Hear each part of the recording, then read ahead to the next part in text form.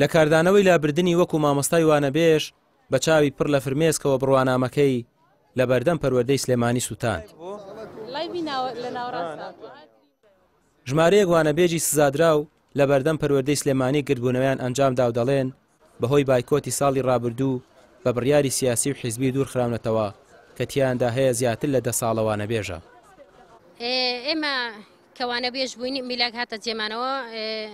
لابراین تا ئێستا دانەندراوینەتەوە 2023 لابراوین. ئەگەر بابەتی حیزبی نەبێت چییە؟ ئەو بایکۆتیان بە دەرفەت زانی زۆربەی کەسوکاری خۆیاندانە ئێمەیاندانە ناوە لە کاتێکدا ئێمە ئەو بایکۆتی پار لە کاتێکە کە ئێمە مامۆسای یەدەک بووین ئەبووە ئێمە دابدرێنەوە کەچی مامۆسامان هەیە تەخەڕوجی ینی 10 ساڵە خزمەتی هەیە لە زیاتی ئەو مامۆستایی دابنین کە خزمەتی زۆرە خریجی تازەیاندانا آخر بۆچی مامۆستا 2024 گرێبەستەکە دەرچووە بەر ئەو لێشاوی بایکۆتی ساڵی ڕابردوو کەوتووە 2000 بەبەر ئەو لێشاوی کەوتووە. ئێمە کۆمەڵێک مامۆستای وانەبێژی لادراوین کە ساڵی 2018 من خۆم فەرمانی کارگەڕی و ئیداری وانەبێژیم هەیە وڵا لەبەر قەیرانی دارایی بە حساب لایەن بردین وتیان قەیرانی دارایی و وەزارەتی دارایی پارە سەرف ناکە ئەگەر بە خۆبەخشی ئیشەکەمان بۆکە نەتانخێنە سەر چامان بەڵام ئەگەر لە بەرامبەر پارە وەرگرن بۆتان ناکەین. وڵا ئێمە من وەکو خۆم لا برایەتر بۆ ئەوەی کە کەس خراپێتە شوێنم ئەوان ئاگادار نیم بەڵام ئێمە دڵنیاییتانەیە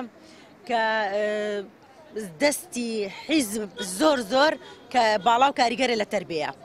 یعنی ئەوەی خزمێکی نەبێ یان خزمی مشریف نەبێ یان لایەنێک پشگیری نەکا بەڕاستی زۆر کە منەوانێ بە حەقی خۆیان نەچنە شوێنی خۆیان. لە هەولێری ژوانەبێژانی سزادرا و گردبوونەوەیان لە بەردەم پەروەردەی هەولێر ئەنجامدا ئەوەی بەرامبەری وانەبێژان کراوە دەڵێن لە سەرجەم شارەکان بووە و داوا دەکەین وەزارەتی پەروەردە بە بڕیارەکەی دابچێتەوە.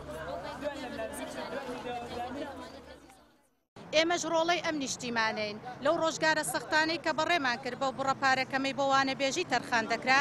ڕێگای دوور و سەردەمی شەڕی داعش و بەردەوام بووین لە خزمەتکردن ئەنجامی ئەو خزمەتە و دوورخستنەوە لادامان بوو بە ناحەق لە پیشەکەمان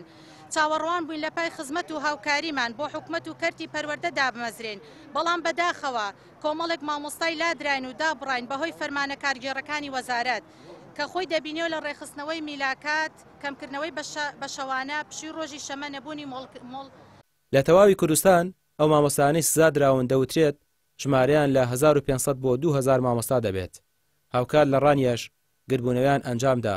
کە ژمارەیەکی زۆریان بەر هەڵمەتی سزادانەکە کەوتون. ئەوڕۆ وەکو وانەبێژانی بە زۆر لادراوی پەروەردەی ڕانیم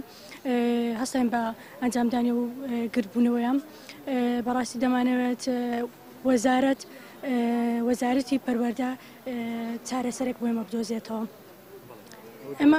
ئێمە دەمانەوێت بەڕاستی وەکو چۆن پێشتر زوڵممان لێکرا بە زۆر لادراین هەریەکەمان بە هۆکارێک هێندێکمان مامۆستا وانەبێژ هاتە شوێنمان وەکو خۆمان وانەبێژ بوو هاتە شوێنمان بە واسطەی خزمەتی و ئەم لاولاد دانرا لە شوێنی ئێمە هێندێکمان بە پلانی پەروەردەکان لادرین هێندێکمان بەهۆی نەبوونی بەهۆی مۆڵەتی دایکاتی بوو بەس بزەبت زۆری نەمان کە ئافرەتن بە زۆریان بەهۆی مۆڵەتی دایکات نەبوونی مۆڵەتی دایکاتی لادراین. ئەمە وەکو مامۆسایانی ناڕازی وانەبێژکە لادراوین لە شوێنەکەی خۆمان ئێمە ئەو گربوونەوەمان ئەوڕۆ بۆەوەی کردووە کە داوا لەوە سەرۆکی حکوومەت دەکەین دایە لەلایانی پەیوەندیدار دەکەین حەق و مافی ئەو مامۆسایانە بگەڕێنێتەوە لەبەرەوەی ساڵانێک خزمەتیان بە وەزارەتی پەروەردە کردووە هەموو ئەمریان هەیە یعنی بە پاساوی ئەوەی کە تەنها 1 ساڵ وانەبێژ نەبوون ئەو مامۆسایانە لادراون حەق و مافیان خوراوە. ساڵی ڕابردوو زۆرترین ڕۆژەکانی ساڵی خوێندن بە بایکۆت تێپەڕین ئەوانەی ئێستا سزادراون و کەسی دیکە لە شوێنیان دانراوە دەڵێن بەهۆی هەڵوێستەکانمانەوە بووە بەشێکیشی بەهۆی نەبوونی مۆڵەتی دایکاتی و هاوسەرگیریەوە لە مامۆستایەتی لابراون. ڕامێر عوسمان کەناڵی پێیام سلێمانی.